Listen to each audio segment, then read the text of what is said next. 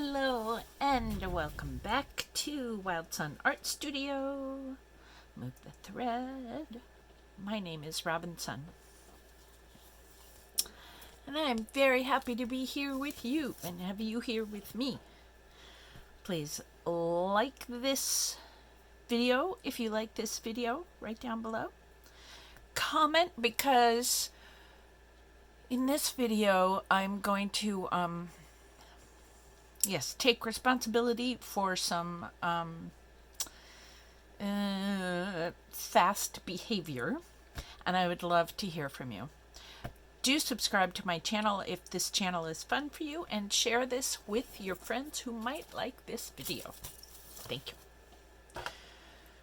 So last night I taught a class at the Camden Library, and it was very enjoyable for me to be, in a room with a bunch of other people who, both in real life, and we had a bunch of folks on Zoom too. And we just sewed. It was really fun.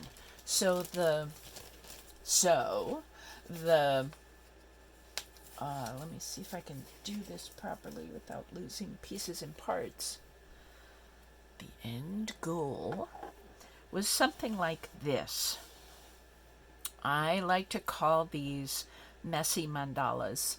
And we'll talk about the messy part, but the mandala part, mandala is the Sanskrit word for circle. And this piece is made of circles of different kinds of stitches. And in this one, I changed up all the colors, but I had started by making one that looked like this, with just black embroidery floss on white polyester felt. And I think this is super effective. I think it's really pretty.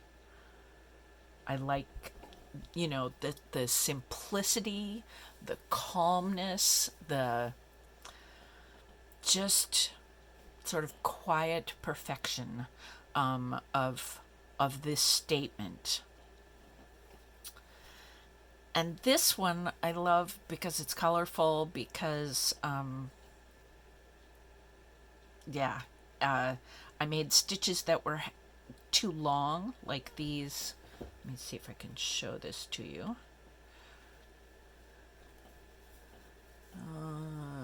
Raise the light a little bit. So right here, these orange straight stitches were too long, and I had to go back in and do a little teeny tiny 2 little stitches over each one, couching stitches, to kind of hold them in place, because they were kind of bubbling up from the surface. And I ended up going back in a bunch of times, sometimes to fix it, sometimes to just add more color. I'm just noticing, I'd forgotten I'd done this. You'll see sort of one line of this turquoise running stitch going around here, but then when I get over here, it's a whole bunch of lines of running stitches. And that was, I think, because I had done this little line of blue, dark blue plus stitches, and there was a different distance. It's very close to the red blanket stitch here, and very far away from the red blanket stitch over here. I don't know. So this is deliciously imperfect, and I really like that. I don't necessarily notice this and the imperfection until later. It's just a lovely cacophony of color. There must be a word like cacophony, but it describes visual stuff rather than sound stuff.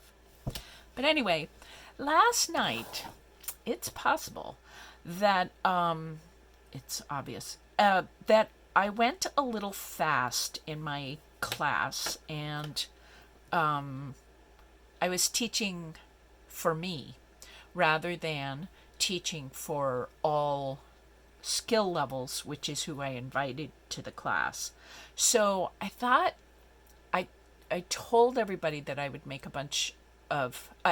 a little video, but stitching takes a long time. So I think this is going to be a couple of videos, and you're welcome to come along for the ride. So let's start out first with materials. To stitch, we need three things. We need some sort of fabric something to work on. This is polyester felt. I wanted to just show you because this is lush. This is wool felt, these colored felts. And you can see it comes in lots of colors. I will link down below Clementine, which is my favorite store in Rockland. She does all kinds of mail order. And there's pages of all these different colors of felt. It's just like, I don't know, 40 or something of them. You'll notice this is a darker red than this. So there's something about wool felt. It's really magical stuff, and the colors are exquisite.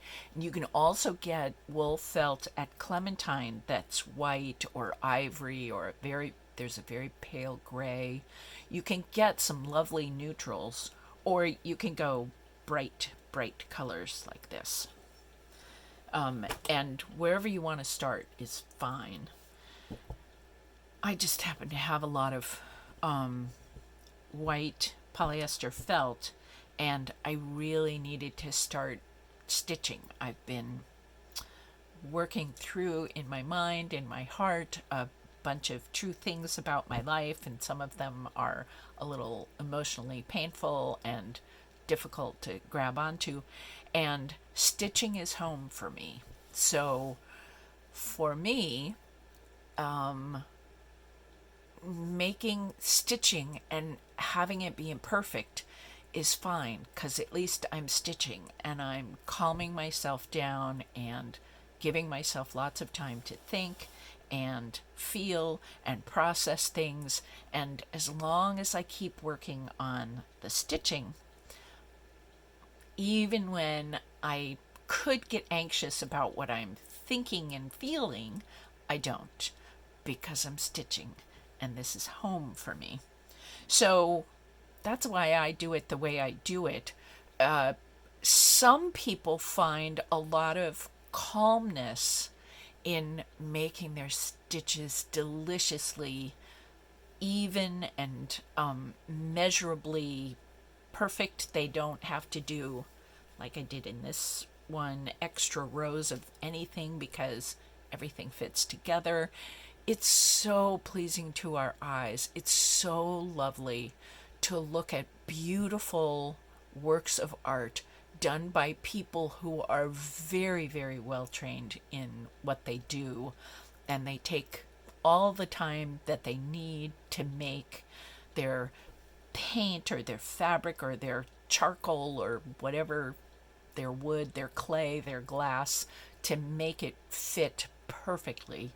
And yeah, there's a lot of pleasure in that. There's so much beauty in that.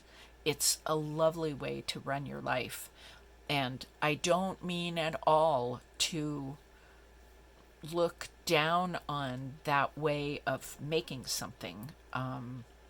It's beautiful. I mean, think of the Mona Lisa and the Sistine Chapel ceiling, and I don't know, just endless. You know, you go look at craft magazines and art magazines, and you see people who have really practiced their craft of art for a long time, and when they do something that they don't like, they paint over it, or they, I don't know, make it perfect. You know, they tear out stitches and redo the counting and put it all back together again. It's a very charming, beautiful way to live your life. I've been feeling a little frantic lately, and so for me, letting things be wildly imperfect has been okay because my life is wildly imperfect. And actually, what's important is that I show up. Sewing is showing up for me, and it just engages me and makes me extremely happy. So messy stuff and perfect stuff is fine either way. Whatever pleases you is the exact way you should be doing this. But I went a little fast last night, and I was teaching to the messy rather than teaching to a little bit more technique heavy. And the reasons why I got going in the class a little fast, and I'm so sorry about that if anyone was confused, but I thought I could make these videos and a bunch of videos over time so that we can, I don't know, slow everything down and take as long as we need. So I'm working with polyester felt. I'm a little bit of a materials snob, and I think wool felt is, you know, on average better than polyester. But it isn't really. Whatever you've got is perfect. Or go out and buy some, you know, beautiful cloth and do that.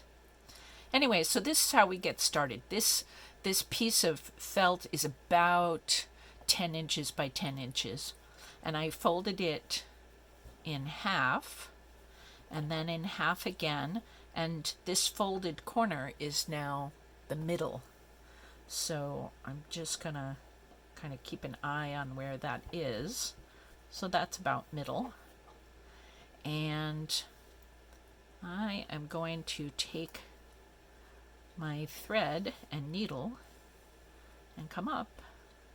I've got a knot at the end of this thread, and I'm now coming up in the middle. I just wanted to show this to you. These are John James. Lots of people make needles. This is just one company of the many. I have a feeling, yes, it's from Worcestershire, England. This is a British company. There are American companies. There are zillions of places to buy.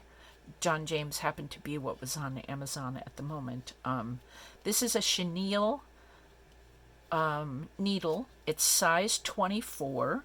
It is, I have no idea if you can see this, but it has a long eye, so I need to go get my glasses changed up a little bit, and it's very easy comparatively to thread my needle in this long eye. And a chenille needle is nice and sharp. It's not like a tapestry needle that is a little blunter and it's meant for different fabric. This gets through the felt really nicely. Finest quality needles. They really are a good company, and I enjoy using these needles a lot. They're easy to work with. This is just polyester felt I found on Amazon somewhere and bought by the yard. You can buy felt at big box stores and yeah, anywhere, that's fine. These are a pair of scissors that I really, really like using a lot. This is what they look like when they're still in a package. They're Fiskars. They're called, if you look up micro tip razor edge scissors, the edge of the blade is kind of serrated, and it kind of grips the fabric as I'm cutting, which is divine.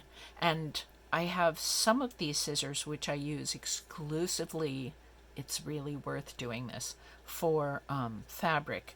And I have some of them that I use for paper, and it totally destroys the little serrated edge, and so I end up going through these scissors kind of often, which is sad.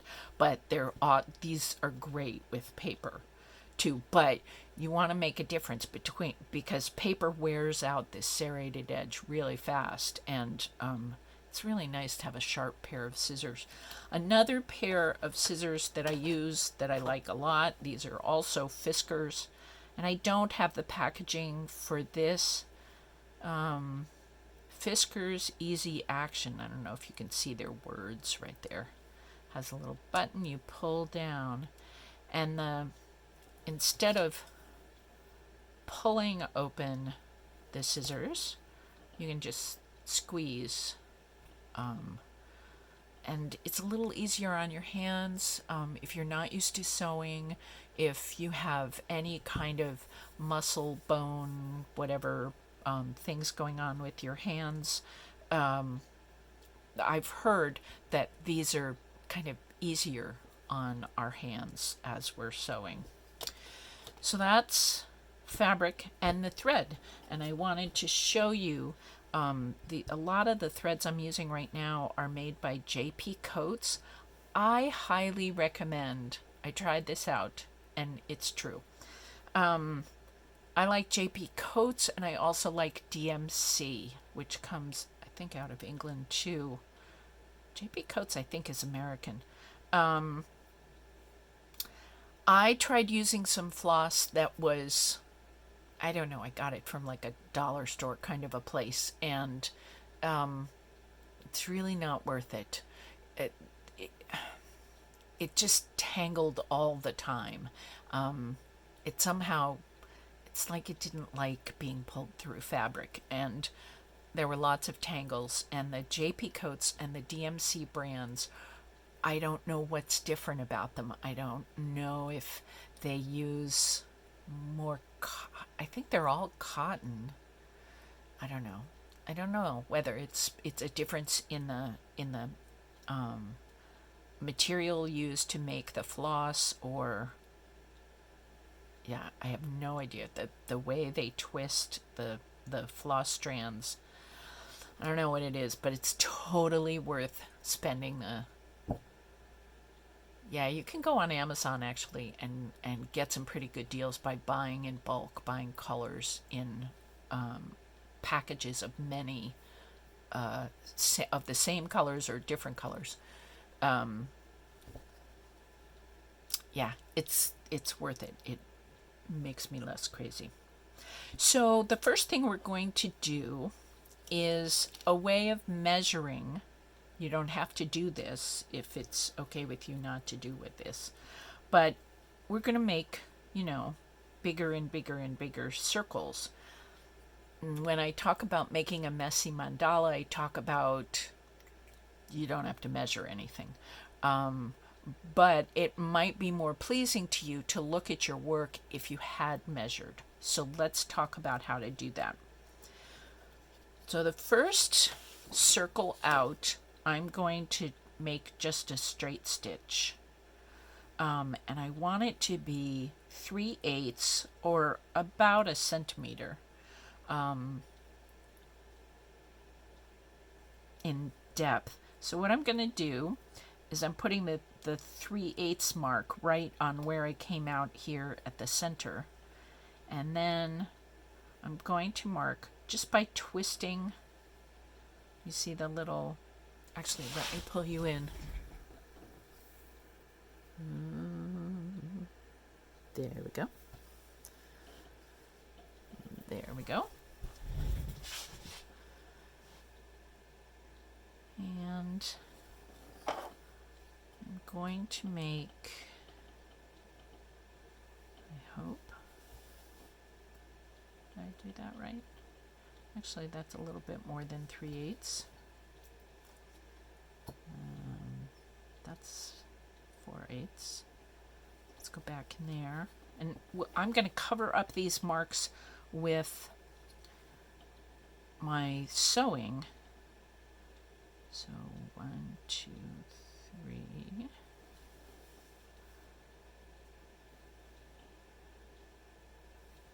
So there are going to be 8 spokes on this wheel.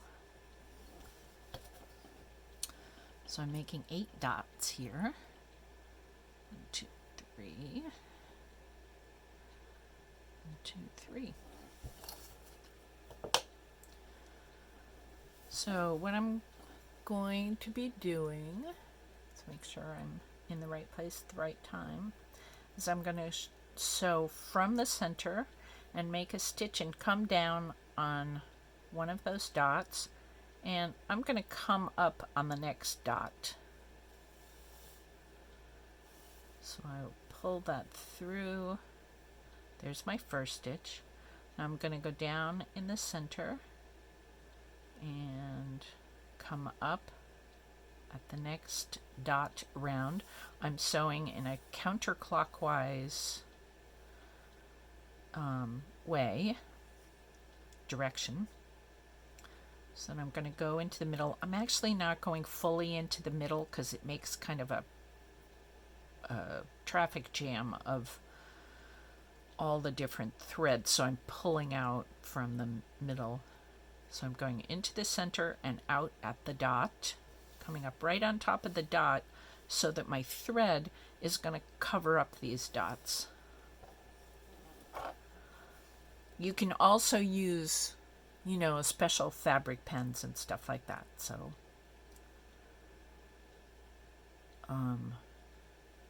I've had the experience of some fabric pens. I don't know, maybe they were a cheaper version of fabric pens and it didn't wash out or rub out or do whatever it was supposed to do to be an invisible. So I now don't trust fabric pens and pencils, and I enjoy using just a regular pencil because I have regular pencils around. And I just make sure that I put the marks in places where I can sew over them, and then you don't see them because they're underneath the thread. And I'll come back into the middle. And am I staying in view? Yes, I am. So now we have sort of a starburst. And with practice, you can make the center be really perfect. And also, if you're not talking while you're doing this, which I am doing, of course, because I am showing you how to do this. So we're now going to go on to the second stitch I want to show you, which is one of my favorite stitches. I'm going to make this stitch be about 1/8 of an inch, which, let's see, in centimeter land, that's about 3 millimeters. So there's going to be lots of turning here. A back stitch, I'm going to sort of follow at just a little bit of a distance from the ends of all these starburst ends. So a back stitch is done by coming up from the back of the fabric. You go back 1 step. So that's sort of a stitch length there. It's, 2 or 3 millimeters, about 1/8 of an inch.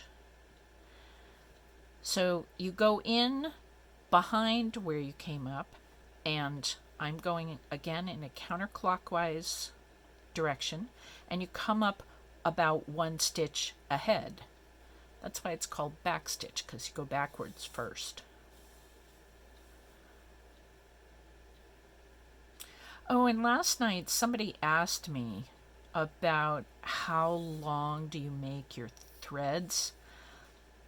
If you put this thread kind of hold it against your heart and then stretch out your hand, don't quite lock your arm all the way out, but just sort of gently bring the thread out and do that twice, I have found that that's a pretty good place, measurement. If you're newer at this, it's better to start a little shorter than a little longer. Long threads mean you don't have to, so I'm going back and then 2 steps forward. Long threads mean you don't have to thread your needle quite as often, but they're also kind of demanding, and it's much easier to tangle up your threads. So just take this nice and slowly, and we're going to go around in a circle. And I don't know, am I going to do 2? I might do 2 rows. I don't know. I'm coming to the end of my time on the video, and the next video I won't talk so much, but there was some introductory stuff that I wanted to make sure everybody sort of knew to look out for in this video. So we've got a straight stitch starburst in the middle of our messy mandala, and you don't have to have it be a messy mandala. You could make this pretty perfect. This isn't going to turn out perfect for me because I'm talking while I'm doing it, but but it's fine either way you want to do it. So we've got a straight stitch starburst, and then we're doing a circle of back stitch by going backwards 1 step and forward 2 steps. I hope that makes sense to you.